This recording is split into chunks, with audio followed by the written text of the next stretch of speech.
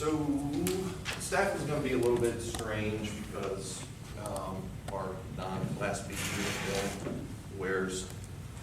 So at, 0800,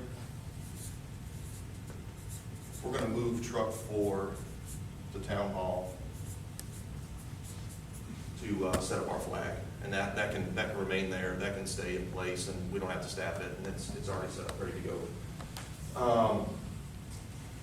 The ladder 44 staffing is going to be Murr. It is going to be Allegretti. Make sure I spelled his name right.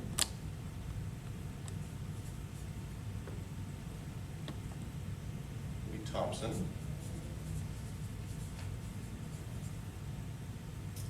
And Shaner. And for the purpose of this, we're just going to assume that those were the 4 that didn't have their Class B uniforms. So, engine 3 will be myself. Will be Depp. Sapola.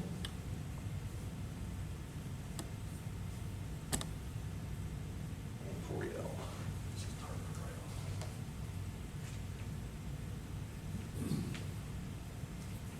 As he returns from his light duty incident. Yeah. Station 2 has, honestly, just the same 4 people on it. As far as the days laid out, the priorities are kind of keeping the companies in service. So we want to have the right staffing on each company. Ideally, I mean, this is a pretty cut and dry scenario where we're going to have 4 on each company. Our boat drivers are myself and Shaner, so we can kind of divide and conquer this day. It's going to work out pretty well. We're going to send ladder 44 to cover station 2 from noon till 6 with our non-Class B uniform wearers. Engine 4 and engine 3 is going to kind of divide and conquer the town hall events. We'll be at town hall at 9 o'clock, and we'll do our presentation for the Memorial Day flag. And ladder 44 can then be available for any type of lake responses. We know that at 1 o'clock, the fireboat needs to be at the yacht club for the Memorial Day boat parade. Shaner can handle that. It's also a good opportunity for some of these folks. Some of them are kind of new to the lake. Murr's talked about needing some time on the lake. Allegretti. Thompson's pretty familiar with the lake, so he's going to be able to give Shaner a good hand out there on those events. But it's a great opportunity for them to get out during a holiday weekend, so they can spend some time. We'll talk about that. We'll discuss with them, like, hey, you guys can go out on the boat, spend some time, go out there, see what's happening, get some guys some training time. But they're going to be kind of responsible for covering Station 2 as well as the lake. Truck 4 is already set up, it's ready to go. Engine 3, kind of selfish of me, free lunch is being offered, so I'm going to be taking care of that on Engine 3.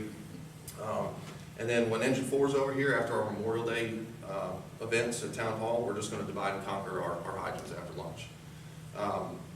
Again, it's a pretty straightforward day as far as the Cornelius Fire Department goes. It's things that happen here. We know that it's a sunny day with 10-mile-an-hour winds, 85 degrees, so the lake's going to be jamming. We definitely, a priority would be for, and we know through historical data that we're going to have an incident on the lake. We know that that's going to happen. So having the fireboat staffed, having ladder coverage, I would make a contact with Huntersville and Davidson to make sure that their ladder was operational and could respond, and to be anticipating us calling for the ladder company to come into town if ladder 44 is on the water handling one of their events. The wrapped up party, I know it does begin around noon, and those typically don't wrap up around 4. So once our shift change at 1600 happens, we'll probably have some people coming and going, and we can address that. That's just not addressed here in the staffing, but I would anticipate there being some other folks coming in.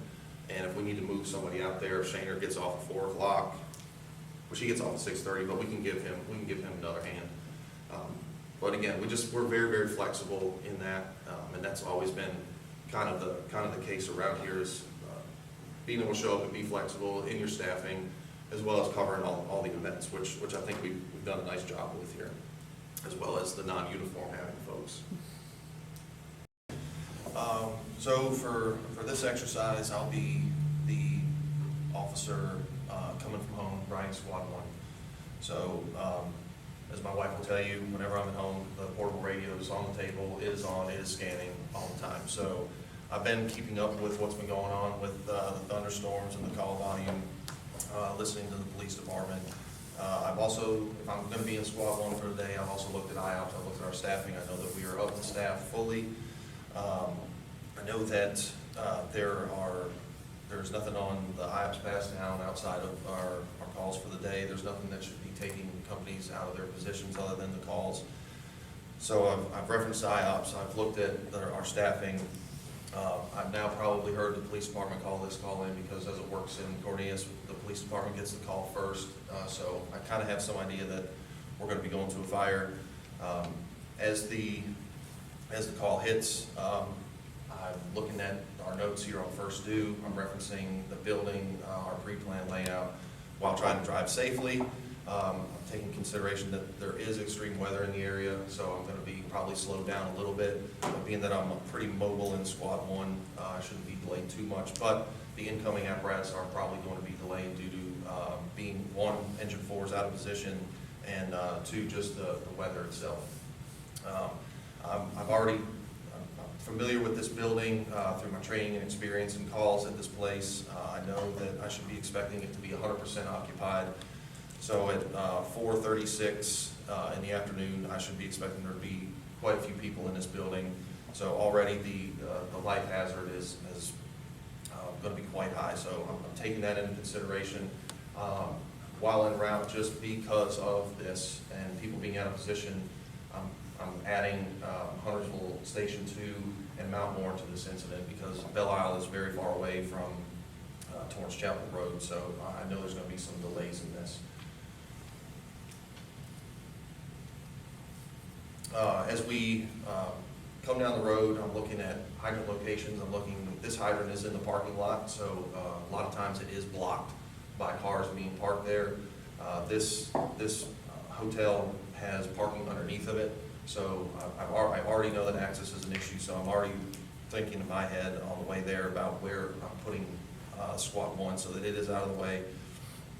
But if that hydrant is blocked, then I'm going to relay that water supply plan to Engine 3 because I'm going to definitely beat them to this call.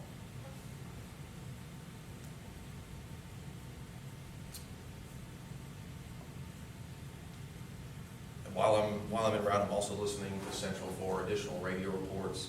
If they have additional callers, if they have people calling in saying they're trapped, which here in the prologue it does mention a second 911 caller, which is something that we anticipated anyway on the way to this call. This 2-story hotel, technically 3 with the parking area underneath of it, but so we're listening for any additional information we're getting, monitoring the first due app while we're looking for notes, as well as Central, and I'm also keeping one radio on scan. I'm listening to the police department. They're probably going to beat us to this call. They will be in the way, and we'll have to navigate that. And if they are able to affect any rescues before we show up. All right. Can we walk? Can we see both sides? Yeah.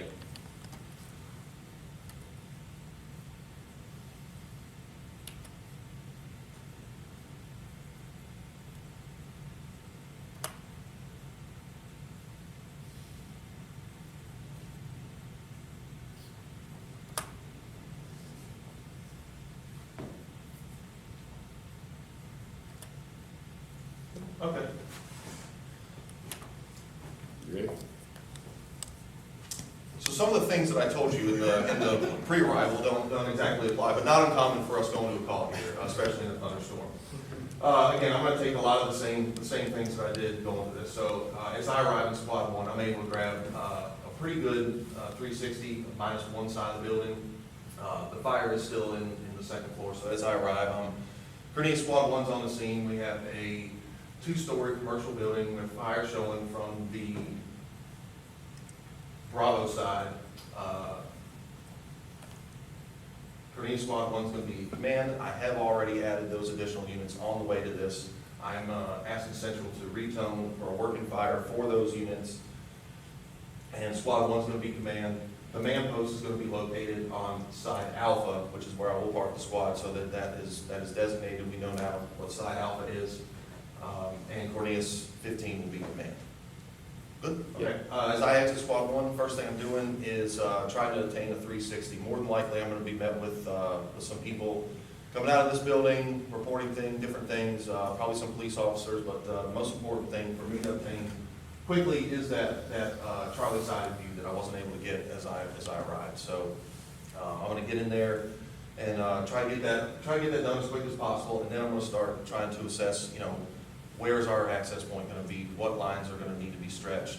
What is going to be our biggest hang up here as far as water supply and lines being stretched? But I'm looking for anything obvious. I'm looking for people out of windows. I'm looking for extension. But our initial action coming out of the squad is pretty simple. It's just get a look at the building and then giving a good report to the first in company and where we need to access and where the lines need to go.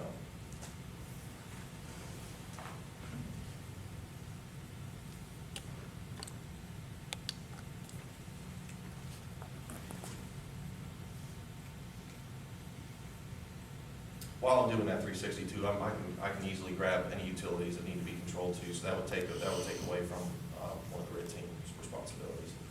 If it can be done easily, then we'll grab that on a 360. And you got 30 seconds for anything else you know. I'm just making note of the stairwell locations, anything that's going to be of any good information for those companies. That's it. Being in the squad is a little tough. A little different. So as we started, I am the officer in Squad 1. I've already arrived on assumed command. We're just going to kind of work through this incident. It's an interesting building because of its construction and its layout. And if we don't identify where this command post is and what side that is right away, it becomes confusing. We've seen fires in the past where people can access all the sides of the building, and that becomes confusing when they don't know what Alpha, Bravo, Charlie, Delta are. So that needs to be announced. We've done that already. We've parked Squad 1 as a point of reference for that, for anyone that's coming in.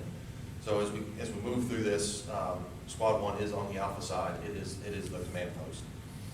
So my fire tech is going to be led by a group supervisor, which is going to be Cornelius 13. Groups are functional.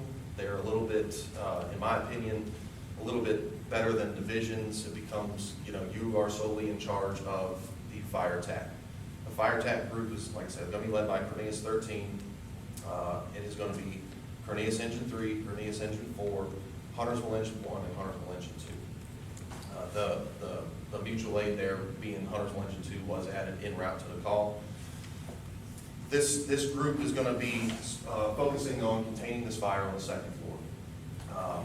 We know that our hose bed offers a wide variety of options for us to make this stretch, depending on where that apparatus had the spot. Obviously, we want the front of the building dedicated for the ladder company. So hopefully they were able to either get short or pull past. If the ladder company's on a corner, that's ideal. So that driver knows to pull past. But if we were in a position where we had to stretch a little bit longer line, then we could do that. Their first line off is going to be a 200-foot pre-connect, 2-inch. It offers us 265 gallons a minute. It's pretty mobile. It's a little less mobile than the 1 3/4. But being that we are in a commercial building-ish, at commercial building-esque, we like that extra gallons per minute. So initial line is our 2-inch. It's coming off of engine 3, and it's going to go right in, up the stairs and down the hallway.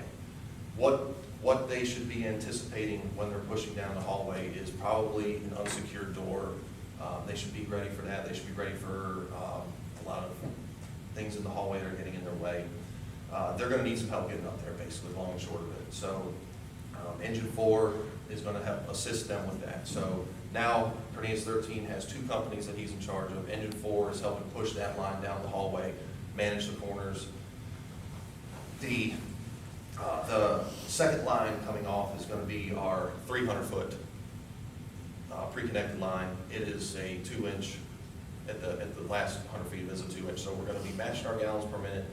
That line can remain, depending on what our fire attack group supervisor is telling us, can be deployed anywhere. So we've now stretched a longer line. It's an equal size line, and it can go to anywhere where there may be an extension fire or maybe an area that just needs to be addressed down the hallway further. It is a longer line so that if we do come up short, then that line can go right into service right away. But it will remain uncharged, backing up the first line, that 2-inch line. So that's going to remain in a backup state. Based on the pictures, it appears that we just have one room going right now. So ideally, that line can be not in the stairwell. Again, being uncharged, if they get up there and there's a lot of things in the hallway, it's creating some problems, then that line can go up a ladder too. It can stay out of the stairwell. We want to keep as many lines out of the stairwell as we can. Everybody in this room has been to fires where the stairwell becomes a problem. It's not just people standing in the hallway, it's lines in the hallway, it's trip hazards. We need to keep the hallway clear for victim removals. We need to keep the hallway clear for firefighter egress. So again, that line being uncharged, ready to go on site alpha, gives them the ability to move it wherever they need to go quickly. So again, just running back through our fire attack group: Cornelius Engine 3, Cornelius Engine 4, Huntersville Engine 1, Huntersville Engine 2. Addressing the search, this being a 2-story commercial building, there is a very high likelihood, again, at 4:30 in the afternoon, there are going to be people in this building. As is with any fire, we are going to treat it as it is 100% occupied until proven otherwise. So going through our search, Davidson Car 5 is going to be our search group supervisor. All right, he's going to have ladder 44, Davidson Engine 1, and Mount Morris Tower 1. Okay. The way that our search works, our initial search is going to be a primary search. A primary search is done quickly. It is done from the most dangerous area out. It is done to try to find the highest likelihood of finding a fire victim. So ladder 44 is going directly to the scene of the fire. They are also going to be reporting to the fire tech group about conditions. They're going to be saying, hey, we've got it blown out into the hallway. They're checking for any fire extension along the way to that most dangerous area. So they're going to be working from the fire out. The cool thing about how ladder 44 is staffed here is that it does provide the opportunity for some outside vent work. The officer of that truck has the discretion to split that crew. In this scenario here, the outside vent guy could throw a portable ladder to a affected side room. He could throw a portable ladder to jump in a window if the need was there. We place a lot of responsibility on our company officers here. That is a decision for them to make. If my report to him indicated anything that needed to be done as far as a vent or search went, that would be done face to face. But in this scenario here, ladder 44 is going right to the scene of the fire. They're looking for any viable victims that they can get out. Because of the size of this, we're looking for search ropes to be used. We're looking for multiple search ropes, more likely. Davidson Engine 1 is joining up with this group as well. We want to be able to identify whose rope is whose. We know that the second floor of this building is going to be full of smoke. We know it's going to be a pretty rough search on the second floor. We know that the construction of the building is probably ordinary in nature. We know how to. We know that we're looking for sheetrock. If we need to get in, if we need to breach a wall to get into another room because of locked door, we're just having a tough time. These buildings, they present a lot of different little issues like that, especially with the forcible entry. Forcible entry and zero visibility is difficult at best. So as we move down the hallway to this room and try to do those searches because of the construction of the building, then it may very well be that they're breach of walls to get into these rooms. Again, Mount Morris Tower is going to join the search as well. They are going to be working with Davidson Car 5, so there should be no traffic coming to command as you all know the groups. We should be hearing nothing but the search group supervisor reporting primaries complete. We want timestamps of and it's not necessarily a central thing, but it's more of a command thing. I want to know a timestamp for water on the fire. We need a timestamp though through central. Primaries are complete. What those primaries brought up, were they negative? Did we find somebody? So we're timestamping a primary complete here. Our water supply was being done because we knew we were going to a fire. We were laying in dry. Another interesting issue with this fire, but we could definitely grab that hydrant there at the microtel, which is what I told you all about before we started this. So we can grab that hydrant dry on the way in. It's a heck of a lot easier to do that on the way in versus backing up and punting. This is a tight parking lot, like the map shows us here. It's a very unique building, one that we've been in enough times to know that it's going to present problems. But if we lay that line in dry, that kind of solves that initial problem with the water supply. So engine 3 took care of that, and we would instruct one of the later arriving engines to hook tight to that hydrant. Hooking tight to the hydrant allows us a couple things. It offers redundancy. It offers us the ability to overcome friction loss. So if there was a mechanical issue with engine 3, Davidson or one of the later arriving engines would have the ability to pump through engine 3. We can boost pressure with it. We know through our training here again that if we're able to double and triple tap these hydrants, we can get a lot more out of them than just what the first do, what our hydrant testing has told us. Being that this floor, this building is, the fire is on the second floor, ventilation, I would anticipate it being done. The fact that there's a thunderstorm going through means that I would be hesitant to maybe throw the main. I would be okay with them sending ground ladders. I just don't want, I would fear someone being up on the main in a thunderstorm. Should conditions warrant it, we can absolutely do it. But let's talk about the ventilation. That's going to be handled by Huntersville Tower Ladder 1. They will not be able to access the scene. We know that already. So they're going to utilize ladder 44s, either ground ladders or the main. For this scenario, let's say the main is in play. So they're going to send the main aerial. This is going to be a flat roof. This roof, they should anticipate finding a rubber membrane. They should anticipate finding a foam layer, and then Q decking underneath that. So they should take all the tools that they need to overcome those challenges. The rubber membrane and the foam can be cut with our regular bent style chainsaw. We could even peel it back with a pocket knife if we had to avoid going through that rubber with the chainsaw. We should anticipate needing more equipment when we go up there. We should anticipate a failure of one of the saws, so bringing multiple saws, we're bringing hand tools. Once we get through the rubber membrane and the foam, we should be looking for the Q decking, which can be cut with our rotary style saw. It has a diamond tip blade on it that can cut through metal. Ventilation is going to do a couple things for us at this fire. It's going to evacuate the superheated gases and smoke. It's going to allow that fire tech group to be able to push down the hallway in a cleaner environment. It's going to lift all that off of any potential trap victims. So ventilation, again, being done by Huntersville Tower Ladder 1. The RIT team is being staffed by Rescue 4. They arrived, didn't say with their staffing, staff of 3 personnel. Rescue 4 being the RIT team, that truck offers us some unique equipment that's outside of our norm. It offers a lot of things that are available for any trapped firefighters. Their sole purpose is the rescue of any trapped firefighters. Carries airbags, it carries heavy lifting equipment, it carries search ropes. During RIT operations, we like to have them kind of stage side alpha with us. What they're doing while they're there is they're looking for anything that is going to be of a egress or ingress problem. On the back side of the building, we know in the back side of commercial buildings, there's often some fortified doors. With the company officer knowing where his people are, they are able to go back there and force that door. However, they do need to be able to respond. They're going to carry off the truck their RIT bag and their search rope initially. Through studies done, we know that our typical Maydays are done with the initial arriving company.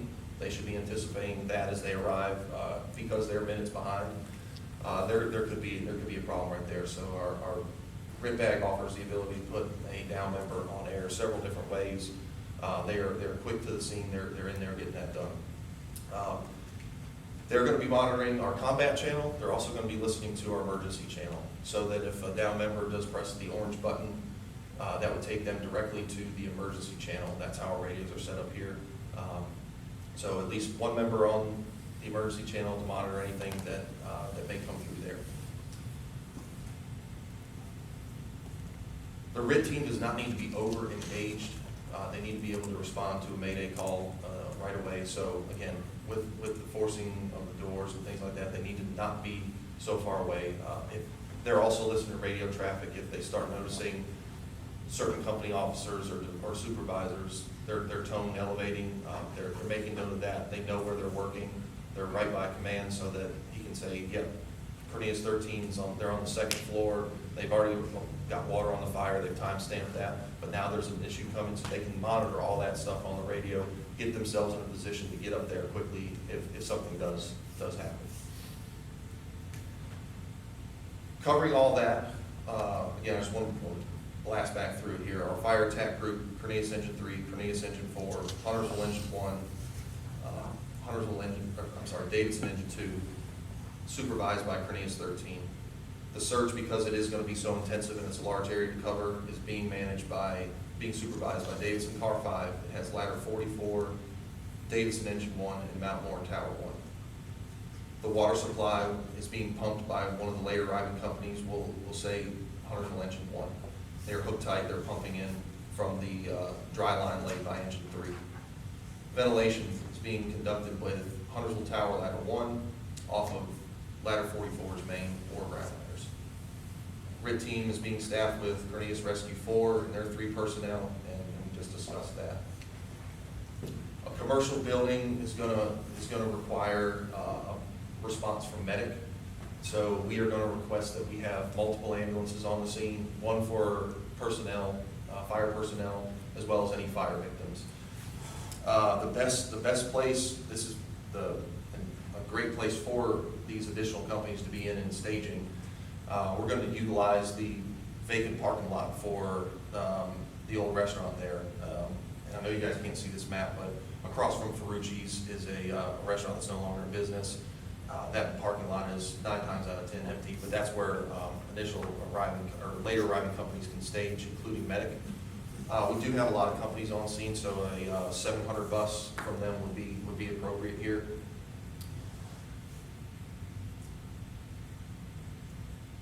There's not a need that I can see right away, unless we're being told otherwise, for a Red Cross response.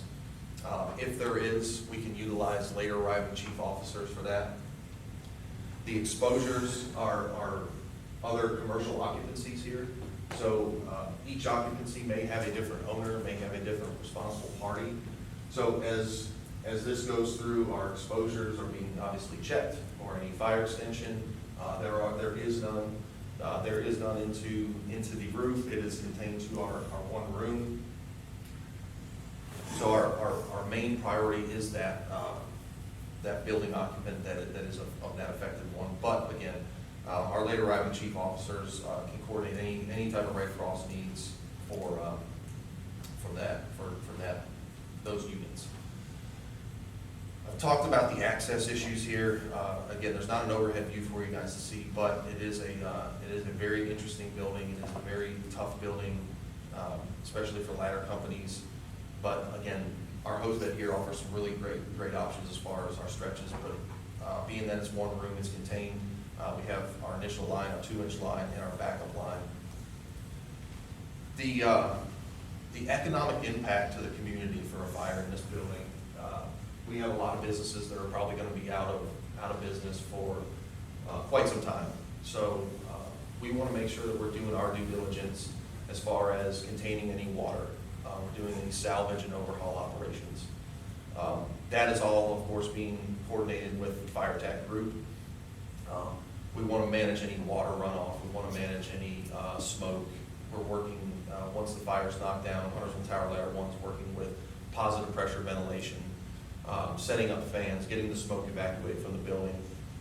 Any number of these businesses being down for any period of time is going to have a great impact to the community.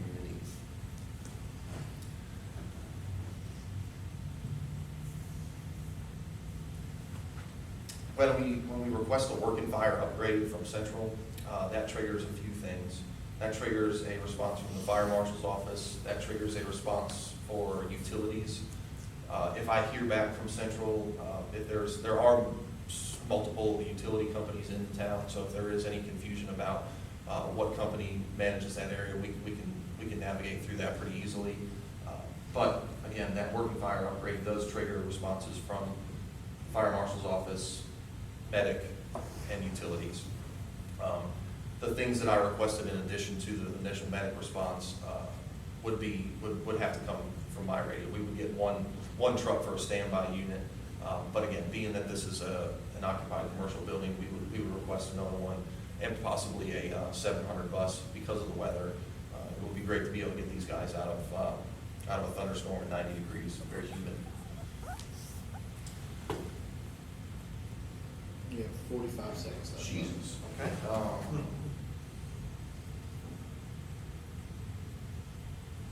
We're good. Good? Good. Any follow-up questions for Mr. McCormick? Can you go to the overhead view?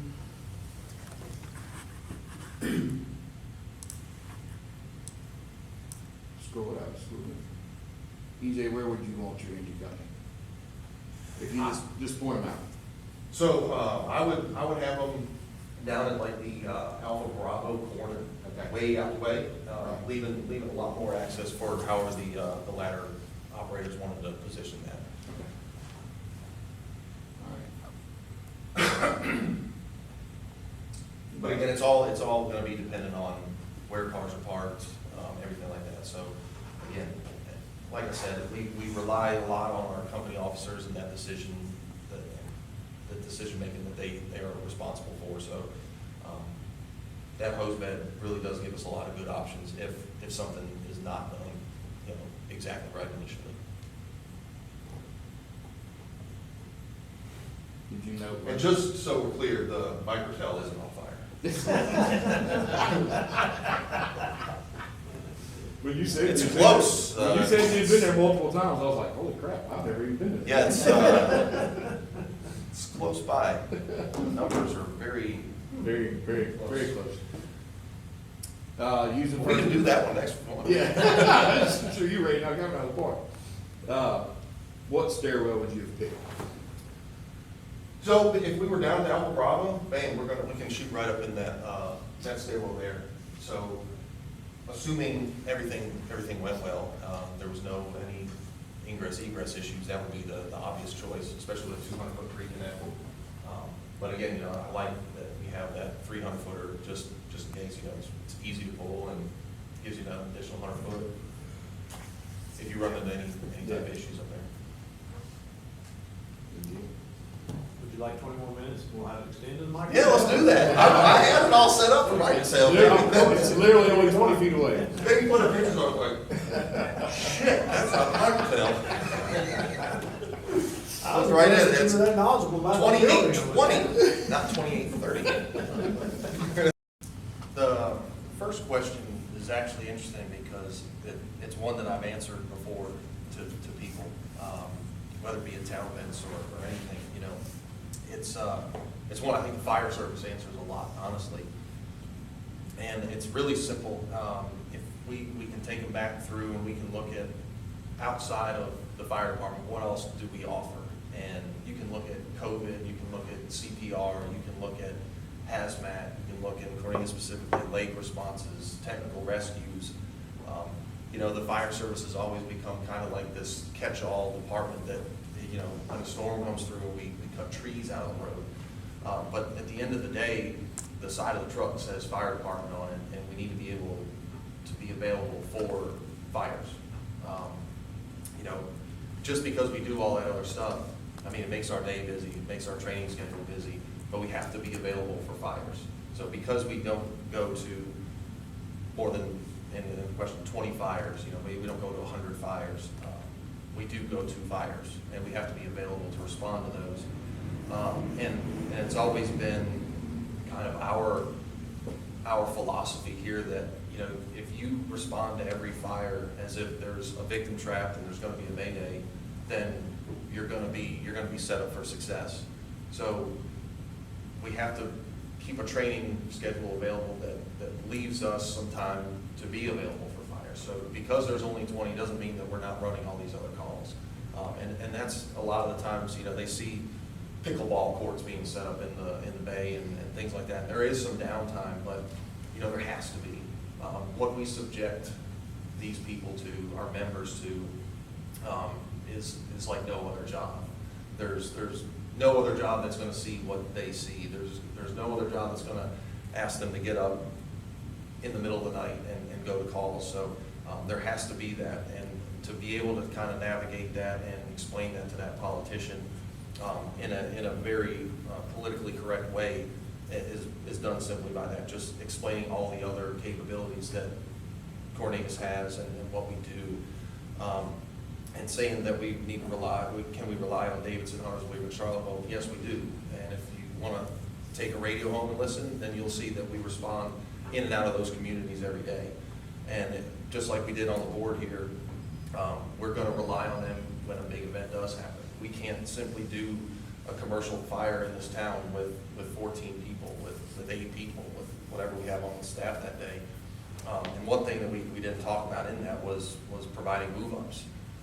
You know, when there are incidents that require, you know, Mount Warren or Davidson to be gone for an extended period of time, if there's training, then, you know, we're providing those move-ups and that coverage for those towns. So it's, you know, it's this give and take thing, but being able to just explain that in a politically correct way to that politician, and they're not being mean about it. They're asking, why do we need this? And a lot of people could take that the wrong way and have like, you don't need all that. Well, come do our job. No, that's not the case. You know, we just need to educate them on, hey, we do all these other things, and we still need to be available for when the bell hits at any point in time during the day for a fire with a victim trapped in a mayday.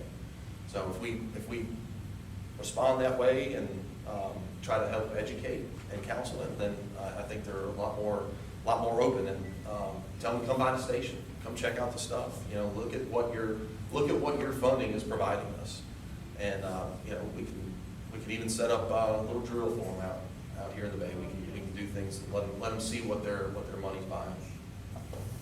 Number 2. The area that I think that we're the strongest in, and I've always kind of thought this ever since I came on here, was our willingness to adapt. And by that I mean, we've never shied away from a task being put on our plate.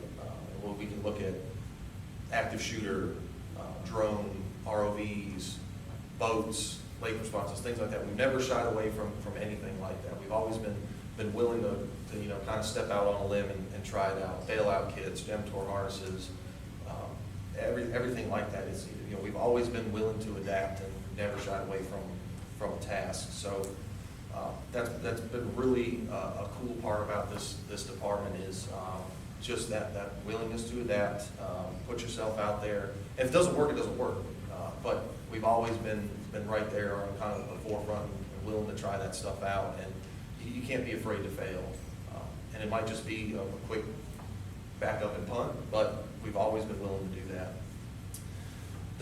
The area I think we can improve on is, and it's just the nature of the beast here, is our realistic, our ability to provide realistic training. And we don't have a burn facility. We always have to, and we do a great job of it. We come up with different places and ways to train. We try to avoid creating any issues in the town with traffic or anything like that. But we really are lacking in that ability to provide somebody the crawling down a really hot, smoky, shitty hallway. That, you know, the first time I always say this, the first time you do something should never be the first time you've done it. And so having a facility, and it's just we don't have, and we will probably never have them. So being creative, trying to find creative solutions to that, and driving places and staffing, and, you know, going to Harrisburg or, you know, South Iowa, things like that. Those are the things that we have to do, but it does, you know, it does create some problems as well. Going back to the first question, because there are a few fires, it does sort of sometimes breed complacency. And that is another age-old fire service question, and it's like, how do you combat that? And it's just trying to find those creative solutions to, you know, how do we keep you engaged, but we don't overdo it as well. And that kind of can fall right into communication. It's another area that, again, another age-old fire service thing. We can finish up a drill and we can always say, you know, what could we have done better? It's like, wow, we could have communicated better. And that goes all the way from day-to-day events, staffing, anything like that. And I can use this example here. The ice maker at Station 2. Walk in one day, we see, or I see that there's a red light flashing on it. And I ask them, hey, what does that mean? You guys know what that red light flashing means? No, I was been doing that for a couple of weeks. Have we told anybody about it? No. And so we just really need to, it's a small little thing, but it can blossom into so many other avenues of what we really do struggle with. And like, just do the small little simple things.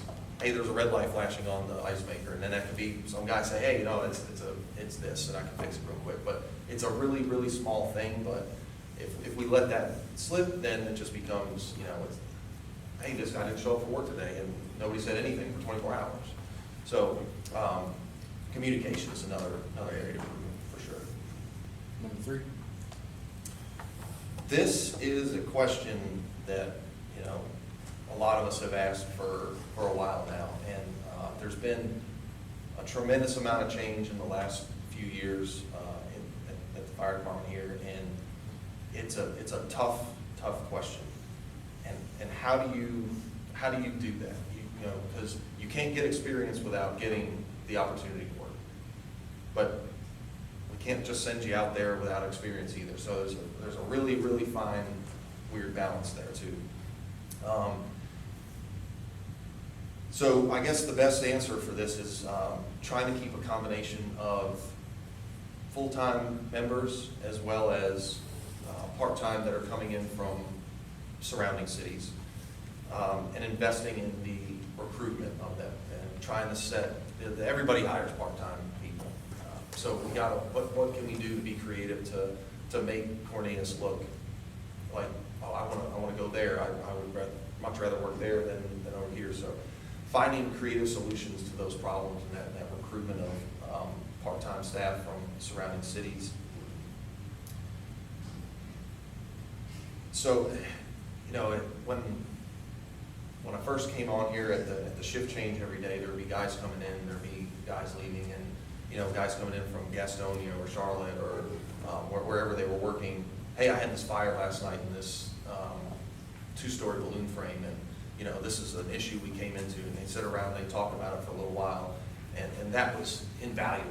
And it really it is invaluable, those conversations. To a guy that has very little experience, he might remember that, hey, that shift change talk we had about a balloon frame, they said to poke a hole in the wall when you're going upstairs, make sure the fire's not below you. So, you know, it's a fine balance, it's a hard balance, but it's, you know, I think we're doing a good job of investing in those part-time members and trying to recruit more part-time members from larger cities that do gain some experience at a much faster rate than we'll get here. And again, trying to pump up the full-time that are not getting it with training, realistic training, outside training, giving the opportunities to go different places and learn things. There's so much information out there now with social media and everything. It's really hard to kind of weed through what's good and what's bad. So in balancing that, you gotta keep an open mind as to, just because you haven't heard about this class before doesn't mean it's not good, but it also doesn't mean it's bad either. So it could be good or bad. We just have to do some due diligence in keeping that, and keeping those conversations open with the members that do have a little bit more experience. All right. Number 4. This is something we have been kind of doing every once in a while here, if the staffing allows. When there's 9 here at Station 1, someone's been jumping in a car and has been available to be that on-duty officer. But again, you know, I think like our staffing and our call volume here and everything like that guy needs to also be a worker too. It can't just be sit in the car and just kind of just the front seat view there. You got to be able to work. You got to be able to problem solve. And in keeping with this theme, just because there's not an officer on duty, if that is a complaint, then we need to make sure that our members know, like, hey, just because there's not someone here doesn't mean you can't pick up the phone and call.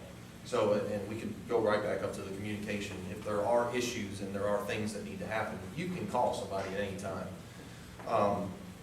But I think the on-duty officer, as far as like where do they ride, what would the requirements be for the weekends?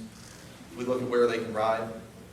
I would say either station would be just fine, as long as they're available and they're willing to solve problems. That's kind of their sole mission.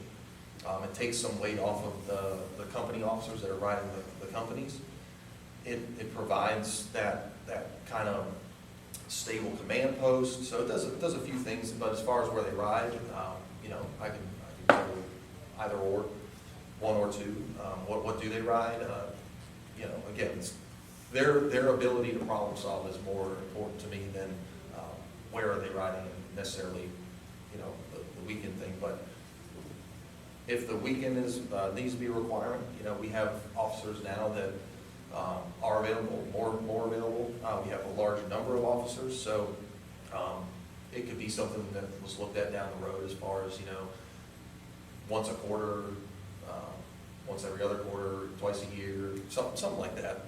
Just trying to look at fill the holes, just like we did with the staffing this morning.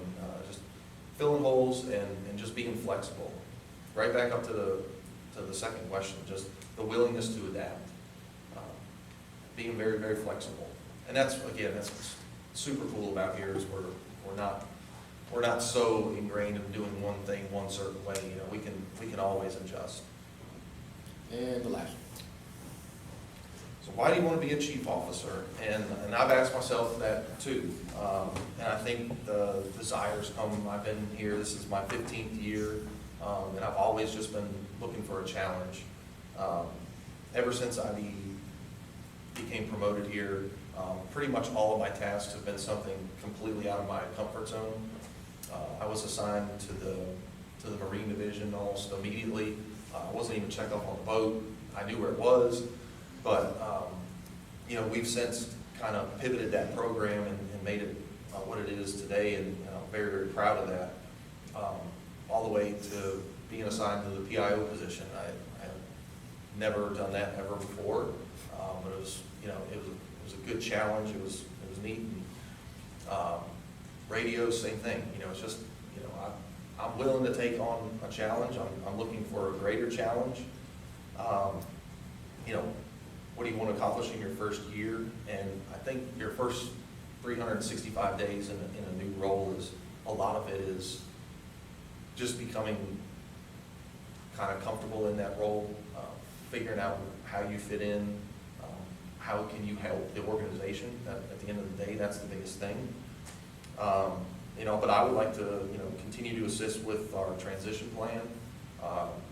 And again, going up to question 3, recruiting and retaining part-time staff from busy places.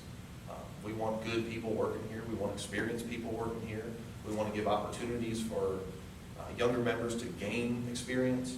So again, just trying to help with that transition plan, recruiting and retaining our part-time staff. I would love to, you know, again, I get a pretty neat opportunity going to Indianapolis to meet a lot of people from not just the country, but the world. You know, we had people from Japan and Germany and things like that. So getting to see a lot of outside views and how different organizations work, and some good, some bad, but you know, having those opportunities is cool, and I want to be able to provide those for the other members of this fire department too. I want them to succeed. I want them to feel like they are really involved in the organization. No one should ever just feel like they're coming here just to collect a paycheck every month. Everybody's opinion is valuable. Some more so than others. You know, we really lean on a lot of guys. I know nothing about hazmat, but we have guys here to do that. So being able to provide those training opportunities and that experience. And I'm not, what administrative aspects interest you? I'm not so sure.